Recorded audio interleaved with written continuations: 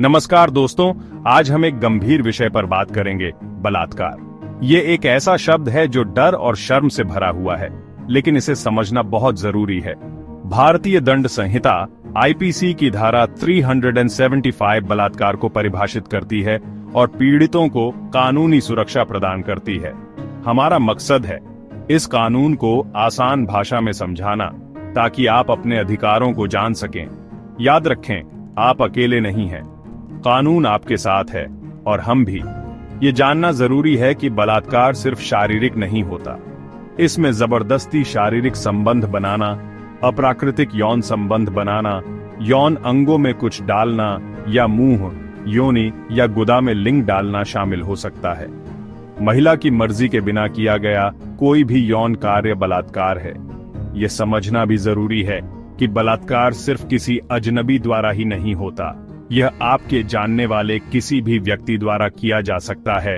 आपका पति, आपका बॉयफ्रेंड, आपका रिश्तेदार या कोई भी। मान लीजिए कि रीना नाम की एक युवती अपने बॉयफ्रेंड के साथ है। वह उसे शादी का झांसा देकर शारीरिक संबंध बनाने के लिए मजबूर करता है। बाद में वह उससे शादी करने से इनकार कर देता है। यह बलात्कार है। रीना की सहमति धोखे से ली गई थी, इसलिए यह बलात्कार है। कई बार पीड़िताओं को लगता है कि उनकी गलती है। वे शर्मिंदा महसूस करती हैं और चुप रहती हैं। लेकिन याद रखें, बलात्कार कभी भी पीड़िता की गलती नहीं होती। गलती हमेशा अपराधी की होती है। यह भी जान लें कि शादी के अंदर भी बलात्कार हो सकता है। अगर कोई पुरुष अपनी पत्नी से उसकी मर्जी के बिना शारीरिक संबंध बनाता है तो यह बलात्कार है। पत्नी को भी अपने शरीर पर पूरा अधिकार है। आईपीसी की धारा 375 बलात्कार को कई तरह से परिभाषित करती है।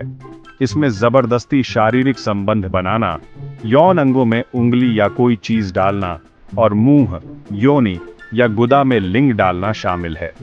यह भी साफ करती है कि अगर महिला की उम्र 18 साल से कम है तो उसकी सहमति मायने नहीं रखती। यह हमेशा बलात्कार माना जाएगा। धारा 375 यह भी बताती है कि कुछ मामलों में महिला की सहमति को कानून की नजर में सहमति नहीं माना जाता। जैसे अगर कोई व्यक्ति धोखा देकर, डरा धमकाकर या नशे की हालत में महिला से संबंध बनाता है तो यह बलात्कार माना जाएगा। यह कानून महिलाओं को सुरक्षा प्रदान करता है और यह सुनिश्चित करता है कि बलात्कारियों को सजा मिले। Section 4, immediate steps, your rights and actions. अगर आपके साथ बलात्कार हुआ है तो सबसे पहले खुद को सुरक्षित जगह पर ले जाएं और पुलिस को फोन करें, नंबर 100। अपने साथ हुई घटना की रिपोर्ट जरूर दर्ज कराएं। पुलिस को सबूत इकट्ठा करने में मदद करने के लिए नहाएं नहीं, कपड़े न बदलें और अपने शरीर को न धोएं। डॉक्टरी जांच कराना बहुत जरूरी है। डॉक्टर आपके शरीर पर लगे चोटों के निशान और दूसरे सबूत इकट्ठा करेंगे जो आपके केस को मजबूत बनाएंगे।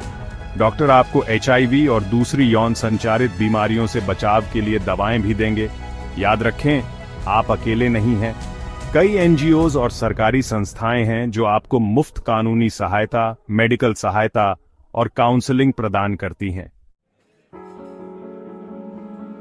Section 5, legal repercussions, holding the perpetrator accountable. बलात्कार एक गंभीर अपराध है और आईपीसी की धारा 376 के तहत कड़ी सजा का प्रावधान है। दोषी को कम से कम 7 साल की सजा हो सकती है, जो उम्र कैद तक बढ़ सकती है।